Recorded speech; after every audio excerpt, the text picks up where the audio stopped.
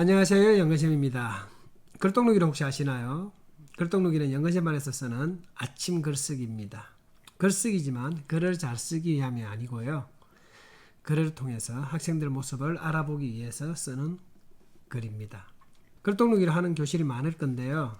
교실마다 선생님 철학으로 운영하는 방법은 다를 것입니다. 다만 연근쌤만에서는 글독록이를 할 때 주의하는 점이 있습니다. 그것으로 글독록이 없는 것 말씀드려 보려고 합니다. 그 첫 번째는 몇 줄 이상 쓰세요 하는 말이 없습니다. 연관생만 학생들은 글독록이 쓸 때 한 줄을 쓸 수도 있고 한 장을 쓸 수도 있습니다. 그건 누구의 판단이냐? 학생 판단의 몫입니다. 그렇게 학생들이 쓸 양을 마음껏 정할 수 있도록 하는 까닭은 글독록이는 삶을 담는 그릇이기 때문입니다. 1학년 학생들과 비를 맞은 적이 있습니다. 비를 1시간 남짓 맞고 들어왔어요. 비를 맞았다는 것은 우산을 쓰고 걷기도 했다는 것이 포함되기도 하니까요. 흠뻑 젖은 것은 아닐 겁니다. 비를 맞고 들어와서 학생들을 보고 금방 비 맞은 이야기를 써보세요 했습니다. 한 학생이 가장 먼저 가지고 왔는데요. 내용인즉 빗소리가 시원하다였습니다. 8글자죠. 근데 그 8글자에 1시간 남짓 비와 함께 놀았던 것이 저는 잘 담겼다고 생각했습니다. 그래서 칭찬해 줬습니다. 한 줄이죠.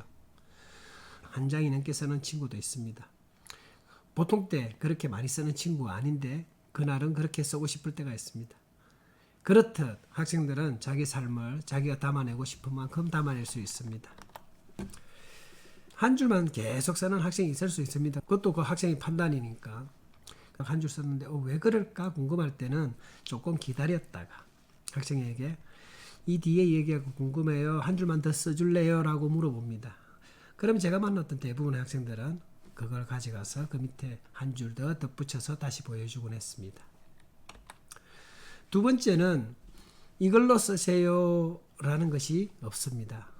즉 주제를 던져주지 않습니다. 글독록이는 삶을 담는 그릇이기에 내가 무엇을 담을지는 그 학생이 정하는 것입니다. 그래서 학생들은 글독록에 담는 주제를 자기들이 마음껏 정할 수 있는 것이죠. 선생님들께서 글감을 정해주는 여러 가닥 중에 하나는 쓸 게 없다는 학생들에게 글감을 보여줌으로써 쓸 걸 도와주기 위한 것이기도 합니다. 배려이기도 하죠. 근데 한편으로는 글감을 정해주면은 그날 자기가 하고픈 이야기를 담지 못하는 수가 많죠. 그리고 아침 글쓰기가 글쓰기장이 되어버릴 수도 있는 위험이 있죠. 그래서 연근쌤안에서는 무엇을 쓸세요라는 주제를 던져주지 않습니다. 그럼 많은 학생들이 그럽니다. 쓸 게 없다고 그럽니다. 쓸 게 없다고 할 때 그럼 저는 이렇게 말합니다.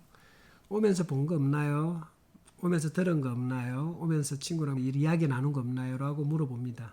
그래도 어려워한다면 좀 다른 이야기를 쓴 친구들 있잖아요. 그 친구들은 글독록이를 학생들에게 들려주기도 합니다. 또 어떤 때는 학생들이 학교 오자마자 친구랑 막 이야기를 나눠요. 그때는 금방 친구랑 이야기 나눈 거 쓰세요 라고도 말합니다.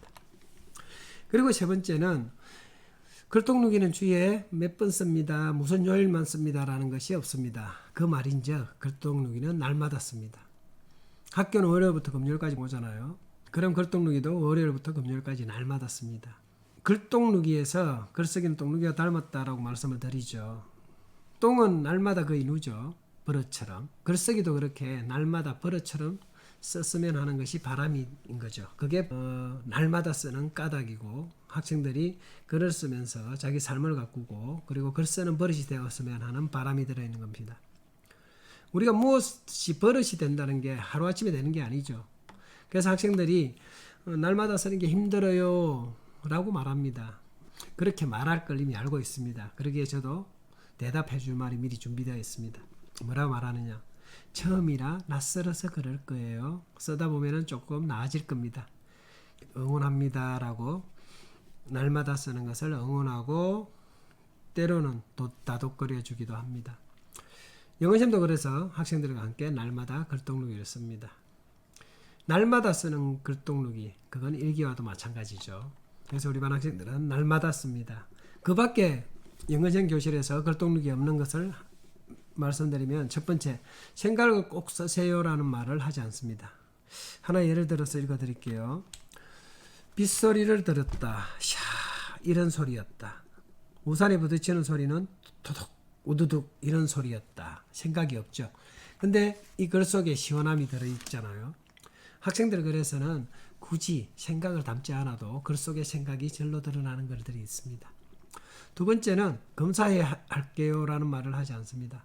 글독록이 검사하겠습니다 라고 저는 말하지 않습니다. 글독록이 보여주세요 라고 말하죠.